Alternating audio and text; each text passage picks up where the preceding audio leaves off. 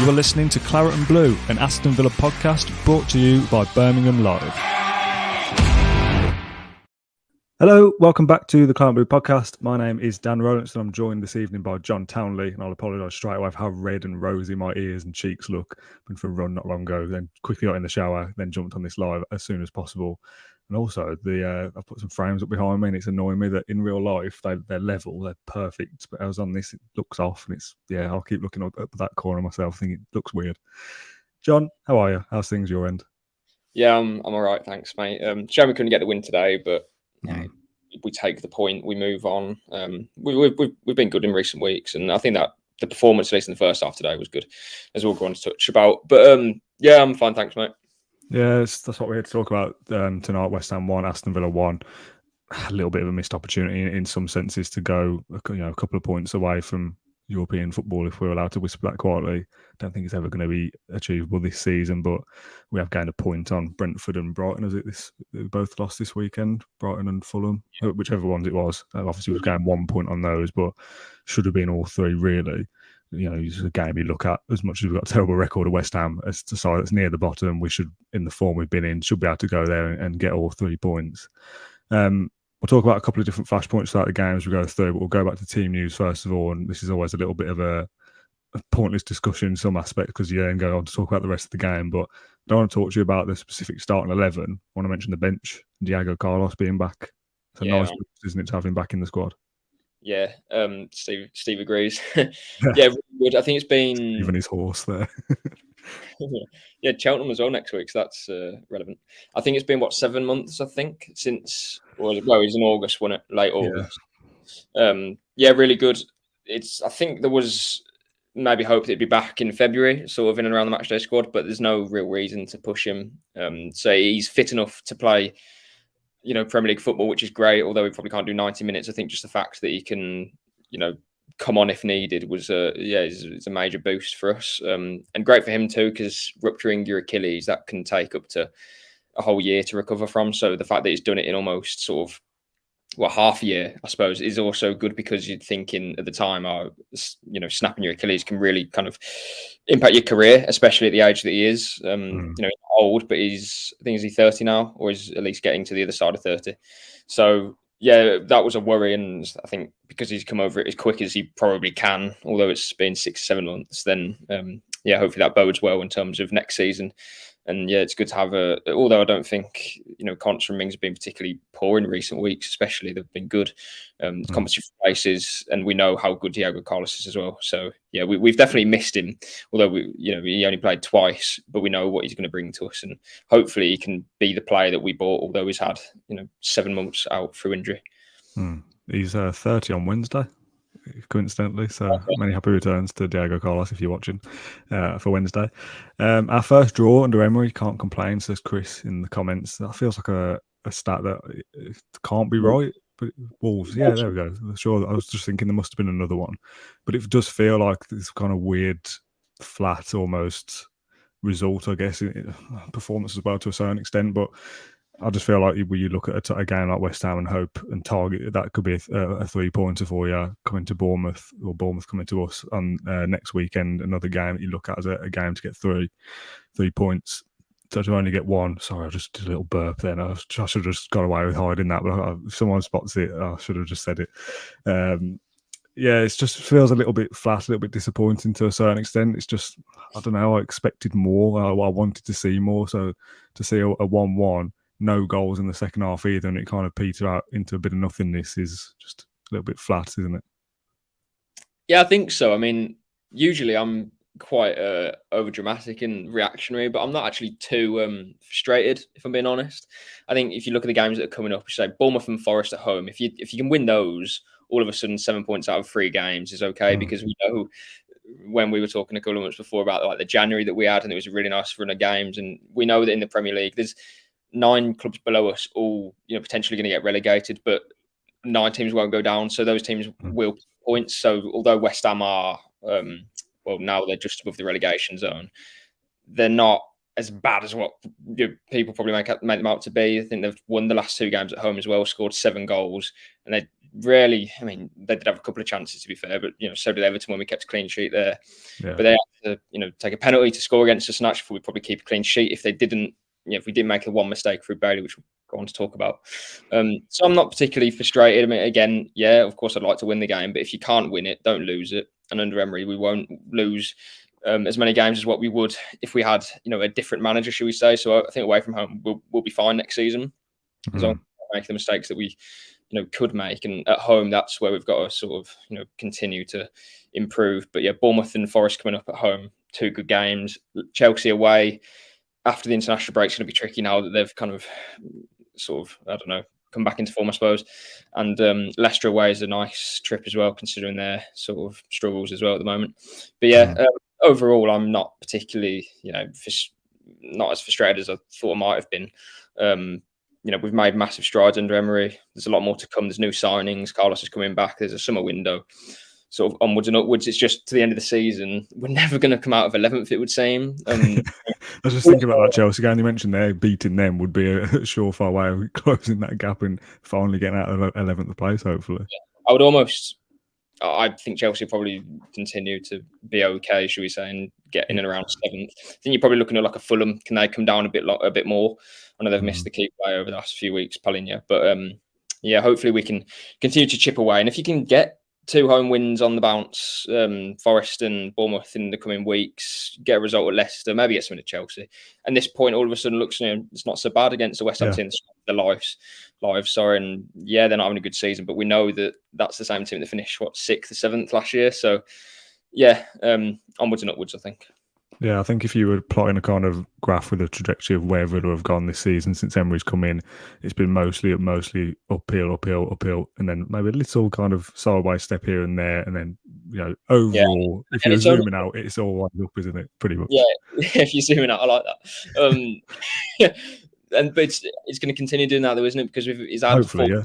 And we've had huge strides in terms of improvement, and we've got so much more to come as well. Because a lot of our players have, got a lot more to give in terms of age. Like Watkins is, just about coming into his peak at the moment. We've got other players who are coming into, that sort of bracket, and new signings, a full summer pre-season. I know we said a lot of this about Gerrard, but we can clearly see the differences. It's night and day to where we were at the start of the season. Gerrard's graph was like this all the way, wasn't it? Up, down, down.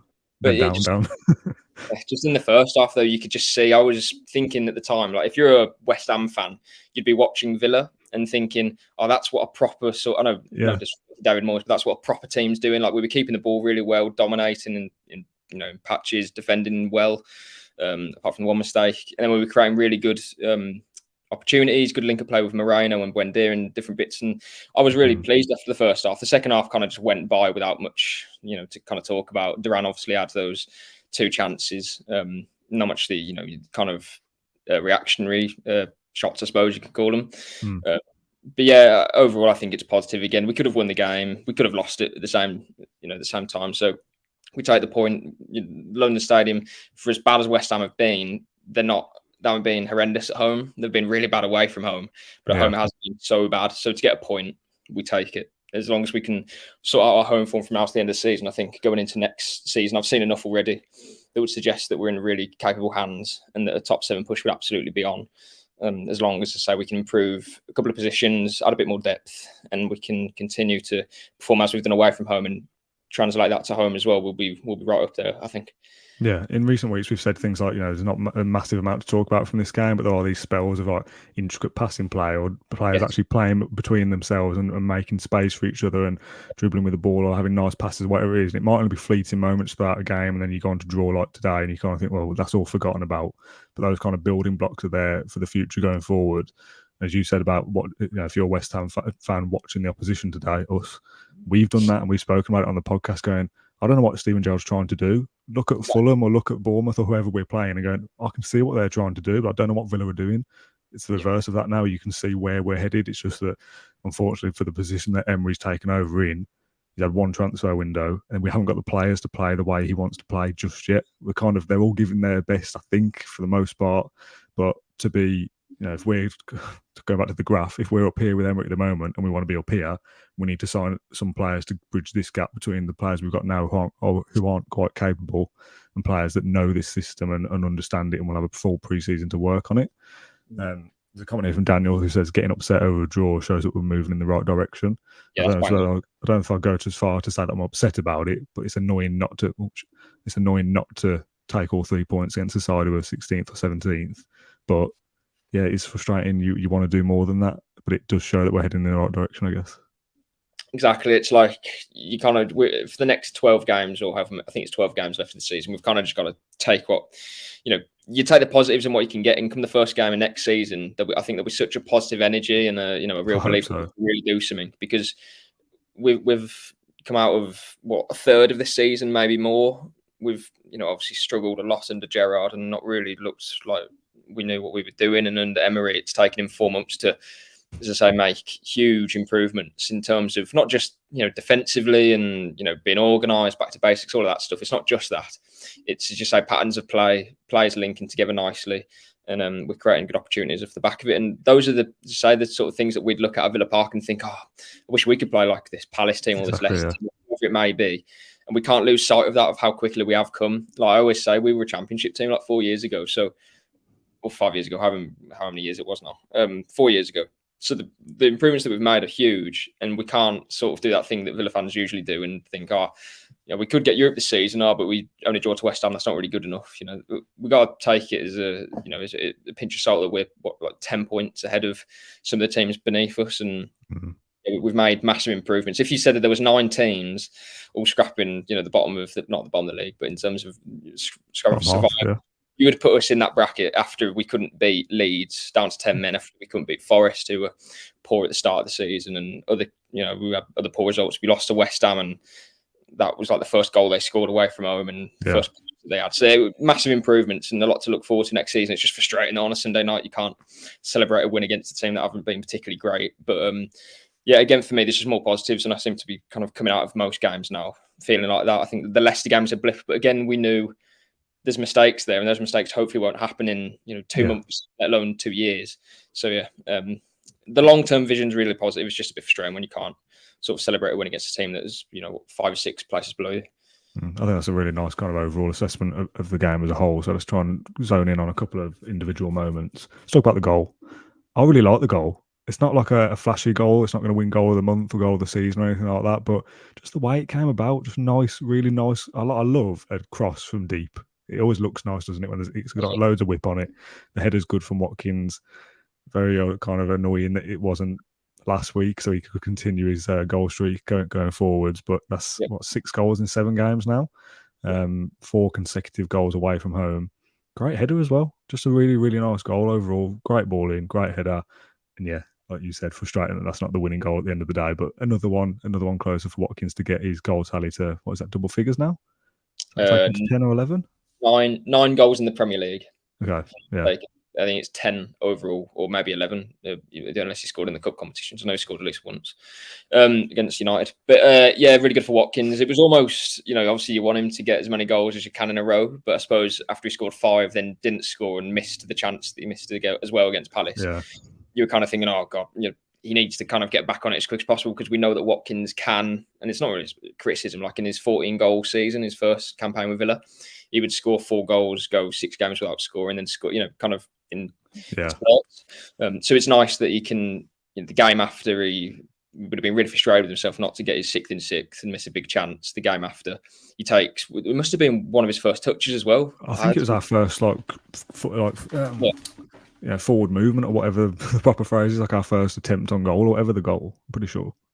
Yeah, and Moreno's cross was excellent pinpoint. It was I was thinking it's a bit ironic that West Ham, who were like land of giants, all their players were above like 6'4". There was a header, but then you're thinking, well, actually the cross was so good, it was there was no defender near him, sort of thing. It was almost like he had all the sort of room he needed, Watkins, to sort of guide the header in. So really nice goal. And just say it's a shame it was just kind of had to kick ourselves in the foot, shoot ourselves in the foot. Sorry, 9 minutes later with a kind of a daft penalty, I suppose. And we'll get on to it, but I think it probably was. Yeah, well, we'll talk about the penalty in a little bit. David says downward headers are becoming a bit of a signature move for Watkins. Love it. Yeah, it's just nice control with the header as well to put it where he put it. Yeah, we're going to do a podcast soon about like the best Villa goals ever or whatever, and that won't be a contender for that. But it's one that I'll just look at and go, oh, I just liked everything about it. It's a couple of individual moments, nice. We move on. Ultimately, it's a 1-1 draw against West Ham and me, nothing. But yeah, still nice. He had another great chance as well, didn't he? At some point during the game, can't remember when, from a couple of yards out that he did nothing with, and he should have scored. If we're being critical, really, I think he just put it straight in the goalkeeper's hands. It's like 5-6 yards out, 10 yards out. Can't remember. It was inside the 6. No, it was inside the 6-yard box. I'm sure it was. Do you not remember it? No. Somebody in the comments will remember it, unless I'm getting confused with another game in the last couple of hours. But sorry, the ball comes. It was. I think it was just slightly behind him. The cross.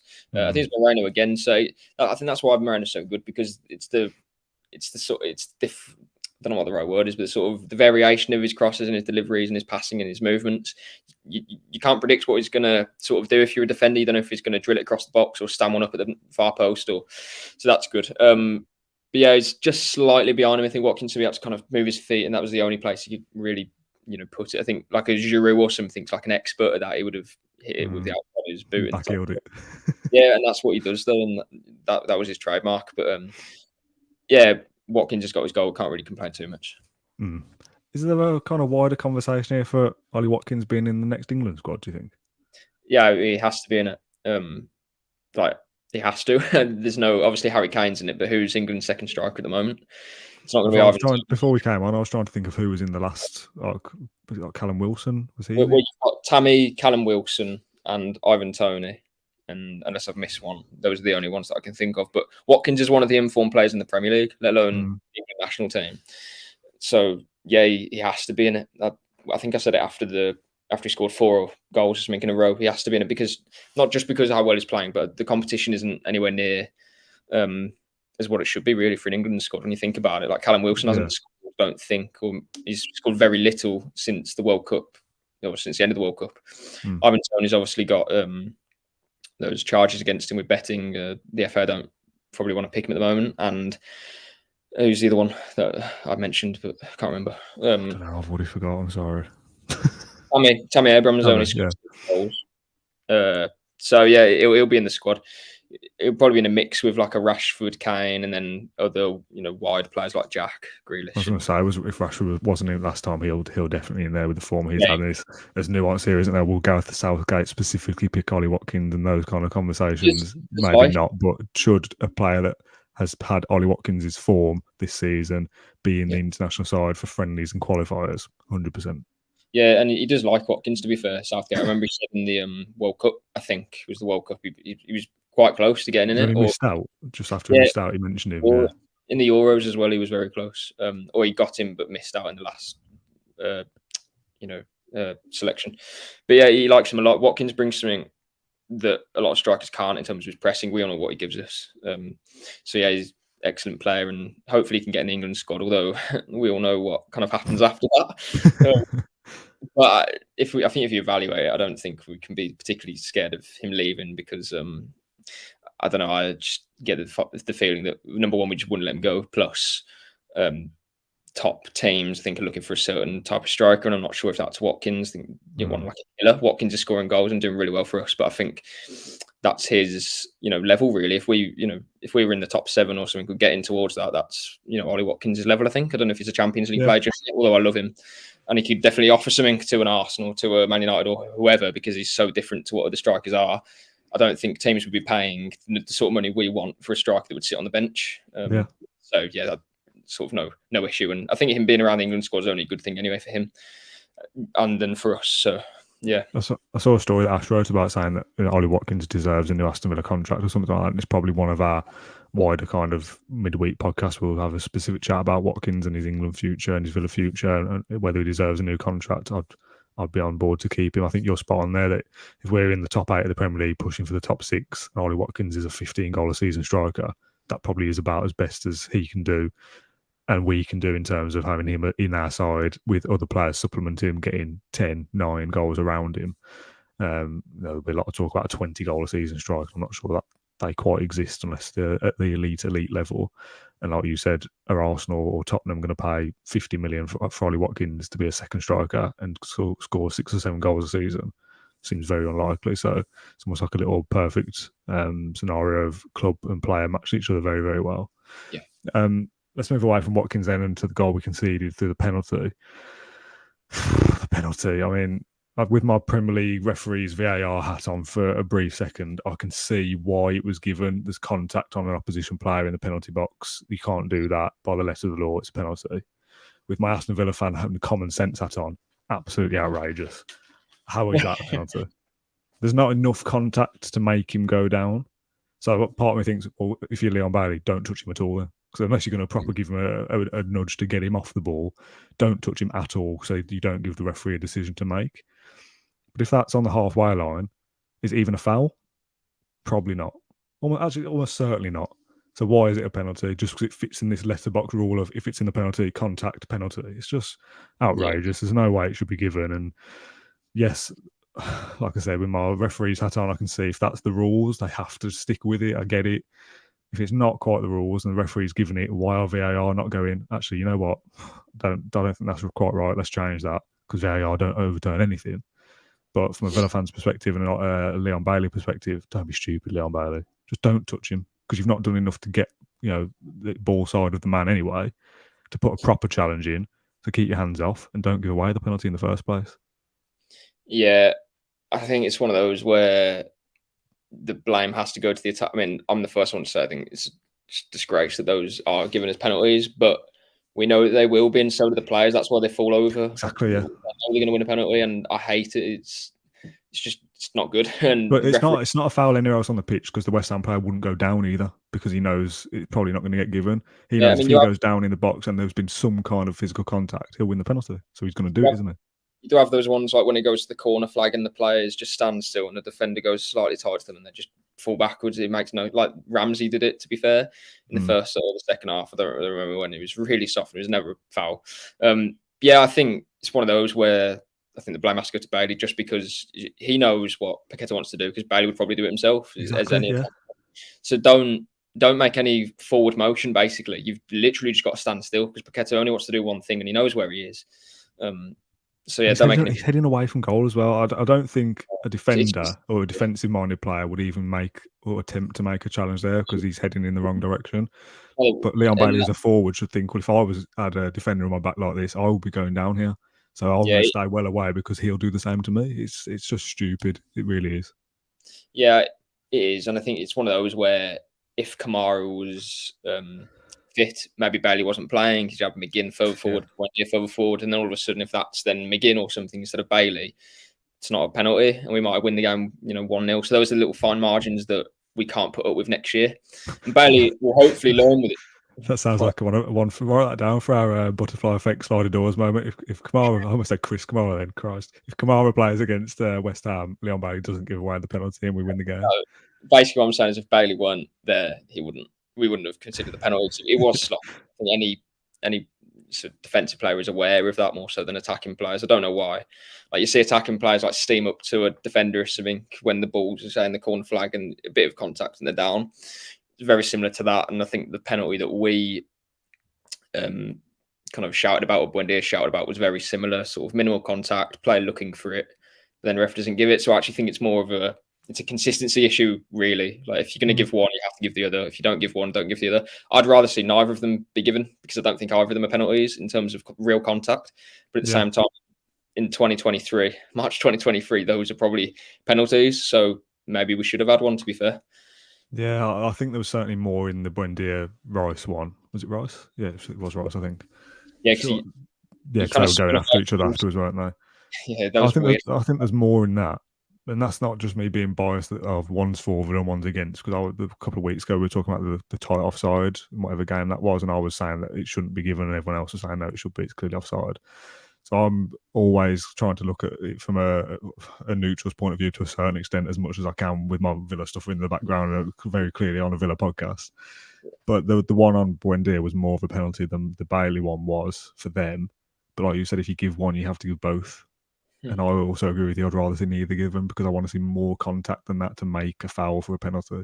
It shouldn't just be the slightest touch or a clip of an ankle or whatever. It should be a proper sliding tackle to give a penalty away, not something minor. Yeah. Did you see that? I don't know if you watched the Newcastle Wolves game, which was a dreadful game. I had a chance though. But there was Nick Pope he sort of messed up in the box, and Jimenez sort of lunged over to Jimenez, didn't really make loads of contact, but Jimenez fell over under a bit of contact. Should have been a penalty and a red card, really, judging by those rules. So it's like every game, those decisions are just going to be different by the referee or whoever's on VAR. So to be fair, I actually think it's probably the refs, the VAR isn't going to overturn that because it's just not going to. The referee's made the decision and it's sort of so you don't really know. VAR is not going to change it. So, yeah, I think we've probably been hard done by, but ultimately we're the ones who have made the mistake, if that makes sense. We know that those are the rules, so then it shouldn't be the rules, but we know that it will be given. So, for me, I think Bailey is in the wrong. Do you think Bailey should have been starting anyway? Just from a performance point of view. So, he wouldn't have been in my team anyway. I think it's more the question of who do you put in the defensive role, because it all has a domino effect, literally like a 1, 2, 3 of the sort of right holding midfielder to the right midfielder to the right striker. I was for McGinn playing in or next to Luiz, to be fair. I know a lot of fans wanted like Chambers and wanting McGinn to play further forward, but I was thinking more the consequence of playing someone in that holding role who isn't necessarily suited to it, because I don't actually think Chambers is particularly adept at doing what we need or what we want. Honest, I think he's all right coming off the bench and kind of shoring it up, but over 90 minutes, I'd rather have McGinn sit next to Luiz. So I was okay for Bailey to start because that meant obviously Buendia would have to have dropped back and Bailey starting. I think it's like Coutinho might have started ahead of Bailey if he was fit. So I think he's kind of landed on his feet a little bit with today, Bailey, because everything else meant that he kind of had to start. But again, there's just no sort of production or anything with it. I think Traore probably impressed more in the sort of 20 minutes that he had, and that was little. I was going to say, yeah, he was crap as well. I'm not too sure what's happened with that. I think, is it since he missed that chance against Wolves, his confidence has been knocked a lot? Because I said before, I don't actually think he's had an okay season. Like, and even under Emery, I think he was all right. Like, he was good in my opinion. But then since the Wolves miss, and since then he's just been off it completely. Like, there hasn't even been a spark. He hasn't like had a particularly good, I don't know, moment. I can't even think of like a shot or anything that he's done. Yeah. He switches onto his left foot well, and I'm thinking, all right, just bend one in the far corner, have a shot, do something. But he just seems to be lacking confidence. He'll turn back and either lose the ball, he doesn't want to pass it over, and just don't know. It's really strange. What do you think? The stupid little dink pass, come cross shot, whatever it was supposed to be, it sums up his entire Aston Villa career for me, because whatever the sequence of move was, I think it was him and Buendia. I think it went to Bailey and he underhit the pass back to Buendia. And I thought, gosh, Buendia's got some work to do now to kind of forge a chance, and he managed to do it. And he danced around somebody and played it back to Bailey, I think, if I remember correctly. And then I think he cut back onto his left, and you expected him to either go back and go down the byline and cross the ball in on his weaker foot, which you think, he's not going to do that.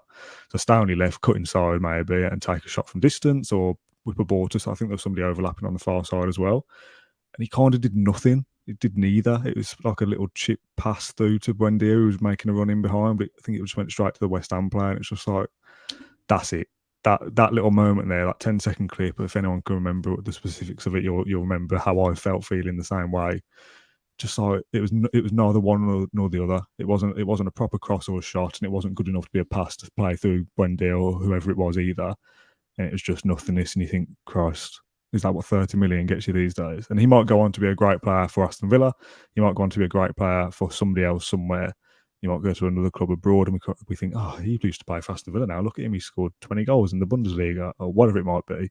But in the here and now, Leon Bailey does not cut it for Aston Villa for me at all, and he won't be anywhere near the squad next season for me. Yeah, I think he's probably in danger of dropping out completely. Really, if someone came in with 15 million, I'd snap your hand off.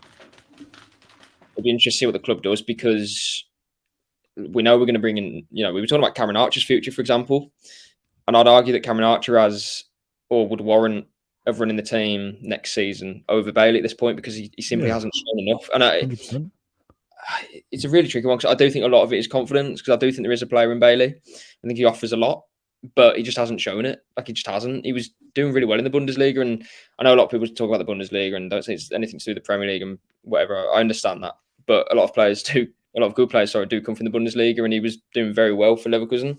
He had his best season before he came to us and showed it in patches as well. But he just hasn't put 5 or 6 games together where, you look at him and think, oh, that's a top player. And Emery has given him the chance. He can't say he hasn't had it. He gave him like 10 starts or something in his first 11, I think it was, or 9 starts in his first.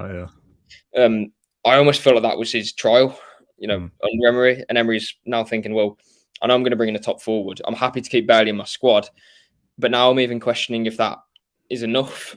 And then you're looking at Bailey and thinking, well, what do you want to do in your career? Because he's nearly middle-aged, nearly 25 now, I think. There's a career for him somewhere, but I just don't know if it's a Villa, because we're going in one direction, and he's had an opportunity under Emery and he just hasn't taken it at all. And we know that we're going to be buying another centre forward, potentially another midfielder, slash winger, again, Doozy profile perhaps. So his options appear limited in the squad.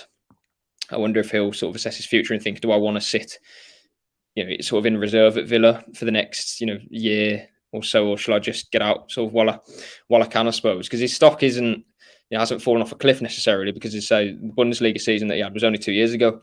Yeah. So there was suitors for him, but I just don't know where he goes from here unless he sort of lights up the rest of the season. But I just don't have no evidence to back it up, because he hasn't shown it. And he's had the chance. He hasn't just had sort of cameo appearances and him and Buendia switching in and out like he was under Gerrard. Under Emery, he started pretty much every game and in a position that allows him to not think about going the other way. Yeah.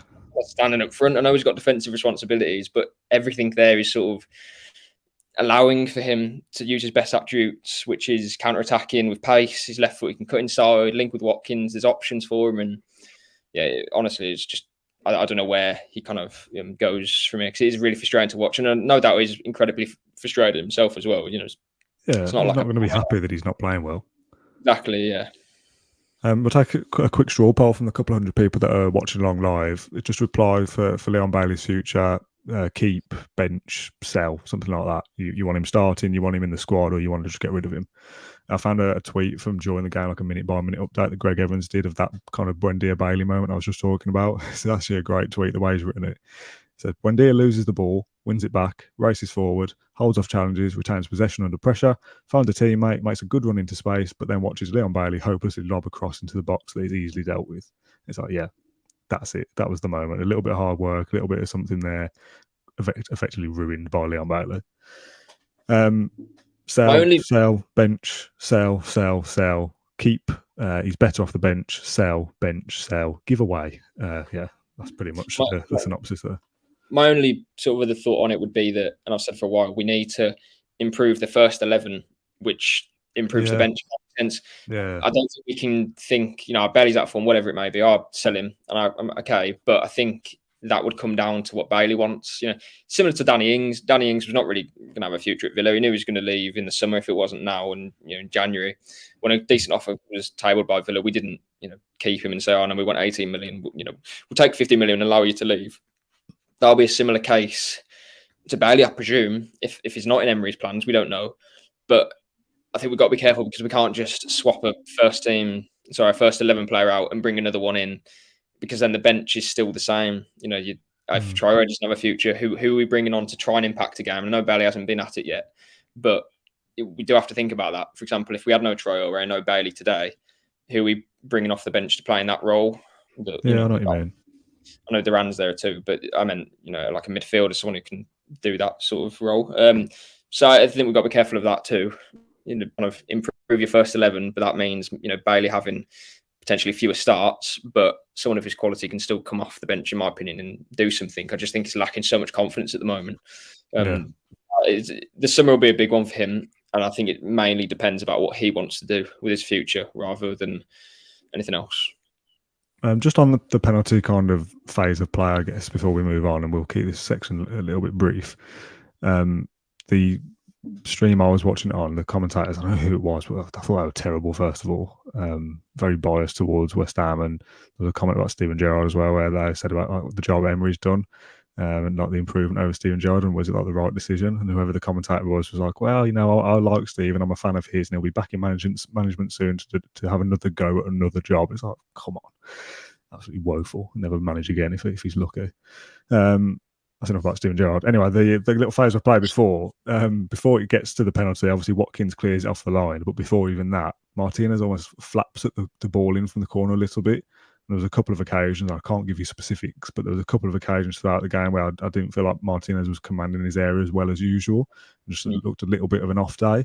This isn't an anti-Martinez time to sell him and cash in segment, because it's not that at all. But it just didn't look quite there. And if Martinez claims that ball, Watkins doesn't clear it off the line, and Bailey doesn't get to do his silly penalty giveaway anyway. So just a couple of little moments there that just all built up together. Yeah, I think, again, like I've said it for a while, I think we all have. We almost don't realise how good Martinez has been at claiming balls, dealing with crosses, being a presence in his box. So I think once it does happen, we probably think like, he probably could have done better. And it's like, yeah, he probably could, but I suppose it's nothing that we'll kind of dwell on, and it's not something that I'm like fearful of in the future, if that makes sense. No. I think he had the most claims or something in the Premier League last year. Yeah, potentially that's a reason, but we probably don't talk about it if Bailey doesn't make his mistake. And West Ham so many corners and crosses into the box, didn't they? The sort of build-up players were woeful, I thought. But we look vulnerable from those set pieces as well, and that is a little bit of a concern. True, but I feel like most teams would look vulnerable when balls are just being piled on. If I don't know how many crosses they had, but say if they had, I don't know, 20 corners in a game, because it felt like they did, I think at least 5 of them the ball's gonna bounce in the 6-yard box, for one of them. If we deal with all of them, that's pretty exceptional. So yeah, I just think West Ham were really poor, sort of dire really in terms of the build-up play. They were kind of playing for set pieces. I was watching, not by my own sort of choice, I was at the West Brom Huddersfield game to cover that on Saturday. Oh, he was so bad, like turgid. But for like West Ham were like that as well, just with better players. They were playing like a championship team, winning second balls and that sort of thing. But they had better quality of players. So yeah, I don't know. Yeah, for Martinez, one that he'll want to improve on. He'd probably give him a sleepless night, to be fair, because that's just how he is. I'm going to sort of worry about long term. But yeah, it was a scrappy goal, really. That was definitely a game we could have got a clean sheet from, and we would have won the game for sure. We probably would have won it 2-0. Yeah, going out and getting another goal, I would have thought. But yeah, shame sort of manner that we conceded. Yeah, it was 12 corners in the game. It did feel like more though, you're right, and kind of lump it into the box. Final one, Alex Moreno. Now, I don't know how to kind of approach this one, because my initial point that I was going to raise it as is he actually any good? But he is good. But he's not. Is he like, if Luca Dean, again, this is very visual for people who aren't watching, if Luca Dean is here, is Moreno all the way up here better? Or is he a little bit better? Do you know what I mean? Like, it's not. They've both got their pros and cons. I think Moreno is very good going forward in comparison to Luca Dean, but defensively, I just think he's very vulnerable going the other way, and that's a problem. And that you're almost looking at going, okay, Moreno's been a good signing, but is Moreno the first choice left back next season for the entire season? If we're to push up to 6th place, is he good enough for that? I'm not quite sure. Is he good enough to be a good standing deputy to whoever we bring in the summer? And Luca Dean isn't part of the equation. I really like him. I think he has been, caught out, I suppose, in his first, how many games he played? Like 5 or 6 now, I would have thought. But I feel like most teams would target the new Spanish left back in the Premier League that's playing for Villa. That for 12 million quid as well. I can't really see much fault in it. I really can't. I think going forward he is excellent, and he's thinking like a Dwight McNeil sort of player for Everton, who's like a winger and he puts balls in the box. It's almost pointless having that sort of profile of player these days when you can just have it in your left back like we have in Moreno. Like I would argue that Moreno is a better offensive player than Dwight. I'm not just singling out Dwight McNeil. All right. But you know what I mean? He's a better offensive player, in my opinion, than Dwight McNeil. So when we're on the attack, and as we've seen today through the first only goal, he's there. He's kind of overloading that left-hand side and he's offering space. He's getting chalk on his boots, allowing more space in the middle of the pitch and offering really good delivery as well. Most crosses that he puts in the box, if they don't hit the target, they're in a dangerous area.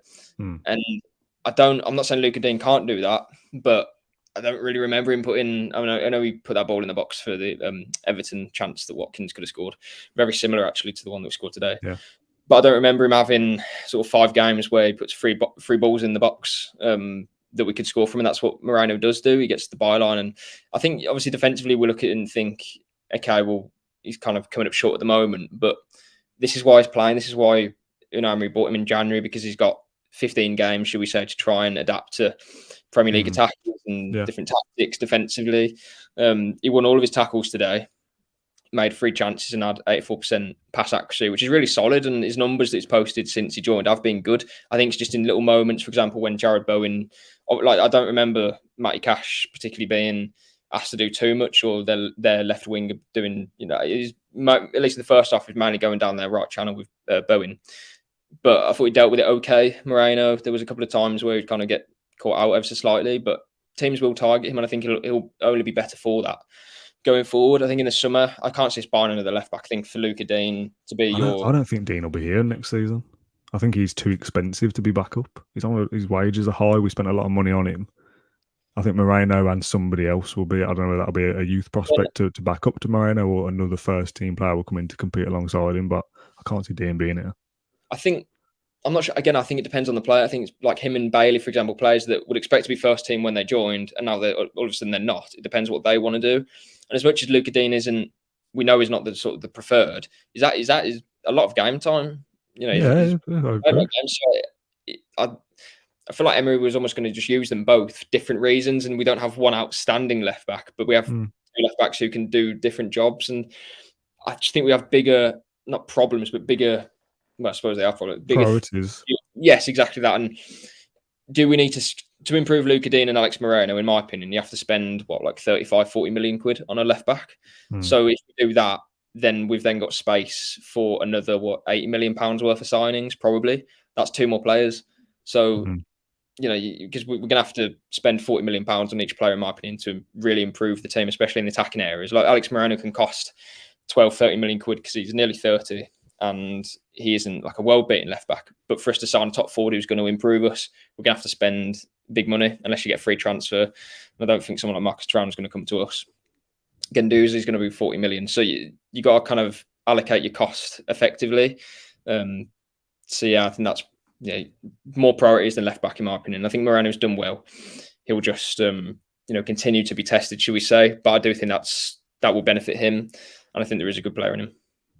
Yeah, that's fair. I think that's pretty much it from this post-match show. We've got a packed week of content coming up over the next week or so, or week or two actually, with the international break coming up soon as well. I think we've pretty much covered everything I wanted to for West Ham today. It's Ashley Young's 200th appearance for the club in the Premier League. Well, I don't know that IVFC Sato, if you're still watching, I seen he posted one earlier. I don't know if that's 200 Premier League appearances or just 200 total. Probably total, isn't it? I suppose he only had 4 years with us, I think, in the Premier League, which would have been something like that. Yeah. So it must be. I don't know actually, because he had a year. If he played every season, 38 games, 3 lots of that would be. Yeah, to be fair, yeah, it probably is, because IVFC Sato will know, so I'm hoping he's still watching so he can find out. I've definitely seen somewhere 200th appearance, but I don't know whether it was Premier League or just in total. But yeah, nice round of applause for Ashley Young to have that longevity with us and across his career. But yeah, I think that's pretty much it for this post-match show. On Tuesday, we're now kind of dedicating Tuesday as our midweek podcast day. So there'll be a podcast every single press conference day. So that's usually a Thursday or a Friday. There'll be a post-match show on the day of the match, usually. So that could be a Saturday, Sunday, Friday night, Monday night, Wednesday night, whatever it ends up being.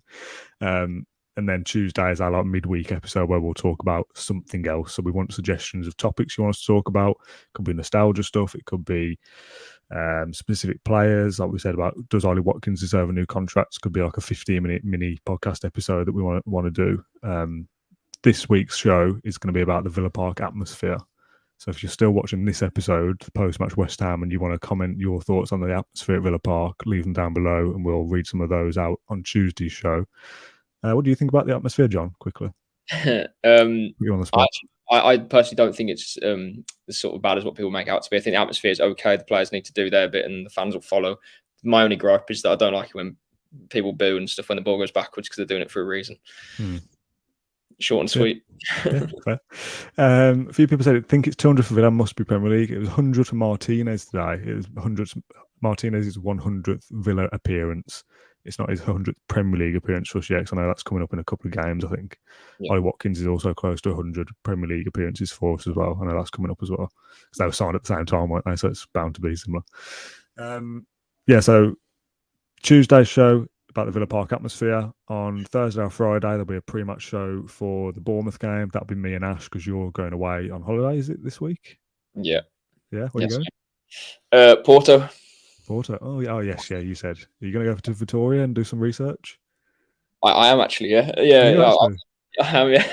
For one of the days, I'll go to Victoria and see what I can do. I wanted to speak to someone at the club and stuff. We haven't kind of got anywhere with that just yet, but hopefully we'll have some. Well, hopefully quite a lot of content, but we'll see what we can do. There's not loads to do. I really wanted to go to a game and kind of flavour the atmosphere, but yeah, unfortunately not. Maybe like a tour of the stadium and see what we can do. But yeah, I kind of wanted for a bit more, but I can't.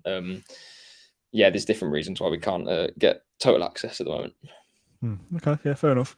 The post-match show for Bournemouth will be next Saturday. That should be me and Matt Kendrick, and then again the cycle repeats. Tuesday will be something, then pre-match and post-match, and we're trying to do more and introduce things. And then it's international break, isn't it? Soon as well. Villa Women's, yes, that's on our to-do list. That's certainly. I think you're going to take that, aren't you? Yeah, that's we'll have that out in the international break, so not next week, the week after. Yeah, and I'm off to film something on this Friday as well. Not with a player or anything like that, but we're just trying to get out and do more bits to kind of supplement the pre-match, post-match stuff. So yeah, I think we're heading in the right direction. So thanks everyone for your support as always with watching whatever it is we post. We do really appreciate it. John, thanks for your time this Sunday evening. Like I said, we'll be back on Tuesday with an episode about the Villa Park atmosphere. So we'll see you then for that. Thanks everyone for watching, and yeah, we'll see you again very soon. Thank you for listening to Claret and Blue and Aston Villa podcast. If you enjoyed today's episode, then please do let us know. We love hearing your thoughts and comments. We'll be back soon with another episode, but until then, up the Villa.